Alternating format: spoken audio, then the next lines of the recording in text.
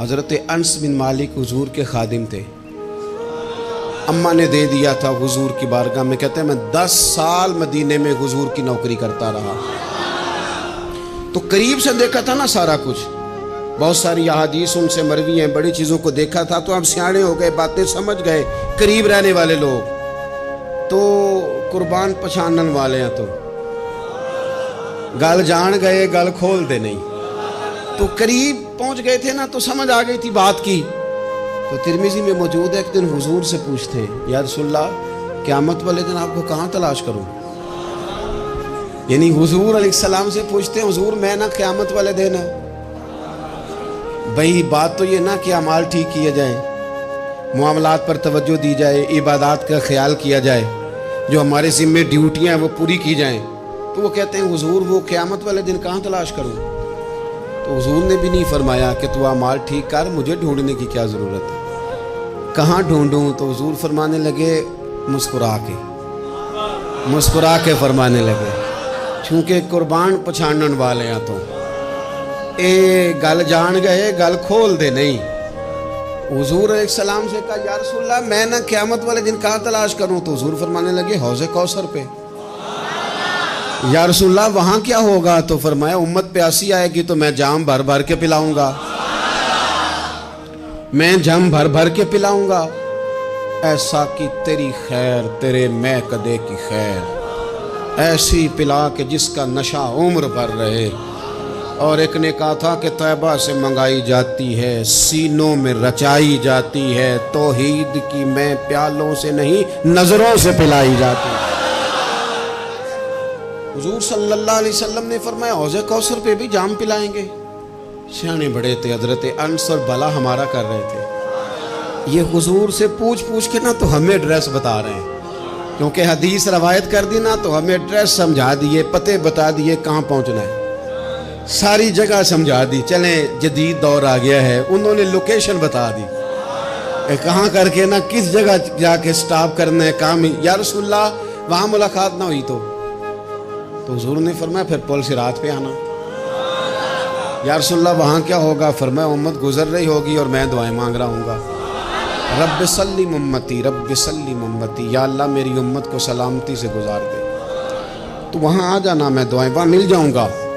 कुर्बान जाए। फाज़िल बरेलवी बोल पड़े, कहने लगे खुदा की रज़ा चाहते हैं दो आलम, खुदा चाहता है रज़ाए मोहम्मद। इजाबत का जोड़ा इनायत का सेहरा, दुल्हन बन के निकली दुआए मोहम्मद। इजाबत ने झुककर गले से लगाया बड़ी नाज से जब दुआए मोहम्मद। रज़ा अब पुल से वजद करते गुजरिए कि है रब्बे सल्लिम दुआए मोहम्मद सल्लल्लाहु।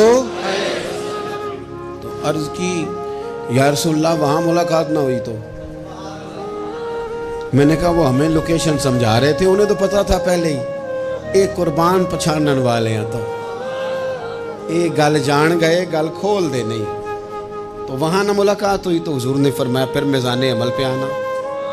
या रसूलल्लाह वहाँ क्या होगा? फरमाया उम्मत के अमल तोल रहे होंगे और मैं उनके लिए दुआएं कर रहा हूँगा। मैं नहीं जा सका कभी बच्चों के साथ पेपर दिलवाने, उस्ताद को इजाज़त नहीं देते, कहते एक एग्जामिनर और आएगा कोई जिसने पढ़ाया हो उसे इजाज़त नहीं कि तू जा। अब्बा जी को इजाज़त नहीं होती कि वो एग्जामिनेशन हॉल में जाए, वहाँ तो कोई और लोग आते हैं। ये भी अजीब सबक है ना कायनात का कि सारे तालीम और तरबियत के असबाक भी हुजूर पढ़ाएं, रंग भी सारा हुजूर ही बताएं और कब्र के सवालात भी सारे हमें हुजूर बता दें, और जब पेपर होने लगे तो सराहने भी खड़े हो जाएं। तो फिर कह लेना एक दफा फिर कि वो देखो लोग कि रब ने हिसाब लेना, जेड़ा बैठा ही मोहम्मद देखो लोग कि रब ने हिसाब लेना। मेरे अजीज हमारा गुजारा नहीं हुजूर के बगैर। लोग असल में ना हमारा मसला नहीं समझते, हमारा मसला कुछ और है।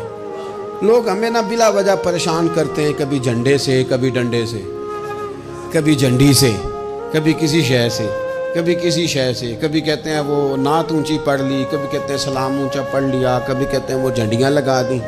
मैंने कहा आपकी बात भी ठीक है पर हमारा मसला तो समझो ना, हमारा गुजारा नहीं ना भाई। जो किसे दा आशिक होवे ओ गल उसे दी, 100 मकर बहाने करके मैं पूछे मियाँ साहब ने मज़ार ते जाके कि मकर करने ठीक ने? तुसां आख्या ना मकर करदा है ते हुजूर ठीक ने, ते मैनू लगता है कि पोला जान दे से पे कि सोहना राजी करना होवे ते मोड़ ठीक ने। हुजूर ने एक दिन कहा था, हज़रत अबू सईद खुदरी ने कहा, या रसूल अल्लाह, आप कुरान पाक की तिलावत कर रहे थे, कुरान पाक बड़ा सोहना पढ़ते थे ना। तो नबी करीम ने सुन लिया, अब क्या करें, दलील देंगे तो बात मजबूत हो जाएगी। हुजूर ने सुन लिया तो बाद में फरमाया, अबू सईद तो बड़ा सोहना कुरान पढ़ता है, रब के अलावा किसी को दिखा के इबादत करनी जायज़ है? हज़रत अबू सईद खुदरी कहने लगे, सुन रहे हैं, मुझे पता नहीं था आप सुन रहे हैं, वरना मैंने तो और बना बना के पढ़ना था। अब तो मान जाओ ना, जो किसी दा आशोक होवे गल उसे दी कर दे 100 मकर बहाने करके, 100 मकर बहाने करके ओदे ही मरने मरता है। मेरे अजीज, हमारी मजबूरी है, लोग इस बात को समझते नहीं, हमारी मजबूरी है, हुजूर का मिलाद जरूरी है। लोग समझते नहीं बात को, इसलिए बिला वजह रट्टा डाल के बैठते हैं। भाई हमने तो कोई रट्टा डालना नहीं, ना सियासत का, ना दौलत का, ना इक़्तिदार का, ना किसी और चीज़ का। सियासत के झगड़े असां छोड़ देते, इतने मुहब्बत का झगड़ा है, ये छुड़ा कोई नहीं सकता। तो मेरे अजीज़, हमारा हुजूर के बगैर गुजारा। और नबी पाक अलैहिस्सलाम के बारे में रब फरमाता है, वाला सौफ युअतीक रब्बुका फतरदा, महबूब मैं आपको इतना दूंगा कि आप अपने रब से राज़ी हो जाएंगे। क्या करूँ मैं, अब ये आयत इतनी शानदार है। हज़रत इमाम ज़ैनुल आबिदीन रदी अल्लाह ताला अन्हु से किसी बंदे ने कहा, कुरान पाक में सबसे ज़्यादा उम्मीद वाली आयत कौन सी है?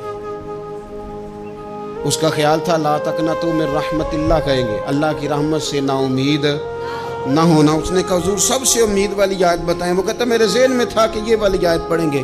तो इमाम ज़ैनुल आबिदीन रदी अल्लाह ताला अन्हु फरमाने लगे, सबसे उम्मीद वाली आयत है वाला सौफ युअतीका रब्बुका फतरदा। रब कहता है महबूब इतना दूंगा कि आप अपने रब से राज़ी हो जाएंगे।